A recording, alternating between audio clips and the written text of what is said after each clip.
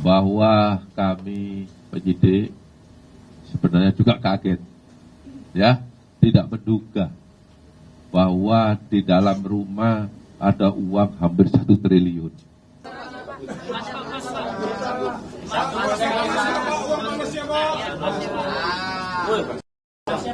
Yang buat undian yang mana, Pak? Mau, Pak. Paling-paling, Pak. Kanan, Pak. Kiri, Pak.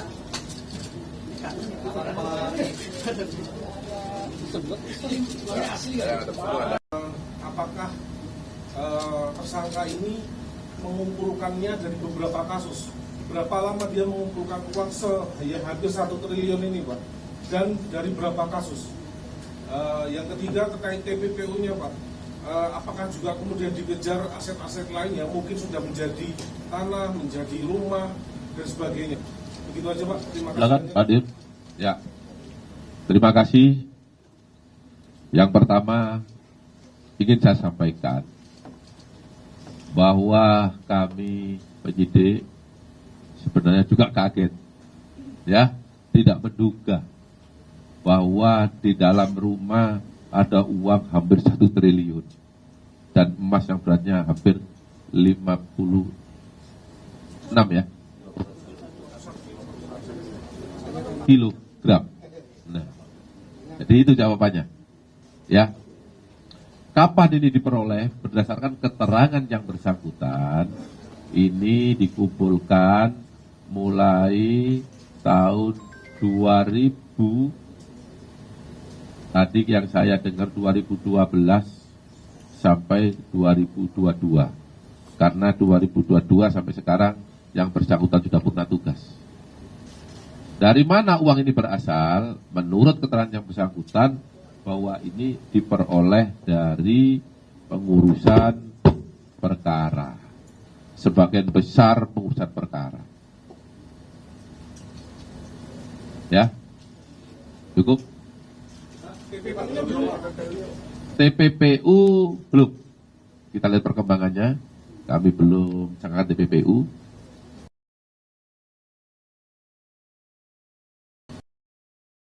Biar berganti dia.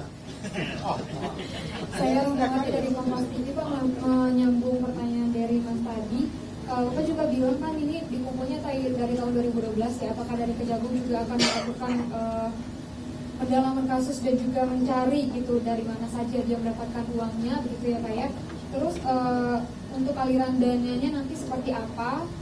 Dan juga untuk yang kasusnya Ronald Tamur itu apakah ada rencana penangkapan ulang begitu ya Pak? Kan kemarin sudah ditetapkan 5 tahun pidana penjara. Terus apakah dari Kejagung sudah mengetahui posisi terakhir dia di mana? Apakah dicekal untuk keluar gitu Pak? Dan juga apakah dari Kejagung juga akan berkoordinasi dengan KPK terkait dengan kasus ini? Terima kasih. Ya, saya jawab tadi bahwa uang ini dikumpulkan mulai tahun 2012 sampai sekarang, 2022. Setelah 2022 sampai sekarang yang bersangkutan sudah nonaktif. Dari mana? Ngurus lewat saudara. Karena saking banyaknya dia lupa. Karena banyak. Ya. Kemudian untuk tadi pertanyaan yang terakhir, apakah Ronald Tanur dihukum kembali? Nah itu kan itu kaitan dengan perkara pidana umum ya. Nah, itu nanti mungkin dilakukan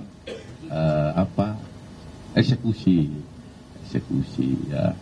Karena saya dengar di media sudah terbukti bersalah dan tidak dihukuman 5 tahun penjara.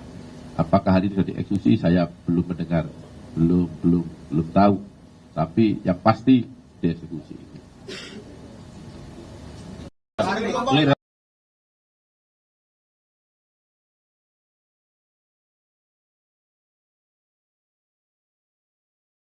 Itu dilakukan. Nah, kita bergeser dulu sebelah sini, biar adil. Ya tenang. Silakan belakang. Semua dapat. Ya, kita sabar. Terima kasih Pak, saya Arya dari Harian Kompas. Pertama saya ingin mohon penjelasan mengenai proses penangkapannya Pak. Ini di Bali, tadi Bapak menyebut dari Bali. pertanyaan saya, ZR ini datang ke sana sebagai apa Pak? Karena yang bersangkutan itu kan sudah pensiun 2022. Apakah yang bersangkutan memang datang sebagai undangan resmi atau mungkin sebagai stafnya seseorang begitu Pak? Yang pertama.